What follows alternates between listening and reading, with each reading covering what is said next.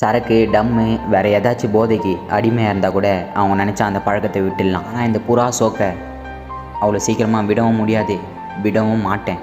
இந்த சோக்கில் முக்கியமானதே நம்மளுக்குன்னு ஒரு தனி பேர் வர வைக்கிறது தான். பேருக்காக தான் இன்னும் நிறைய பேர் புறா வளர்த்துட்ருக்காங்க.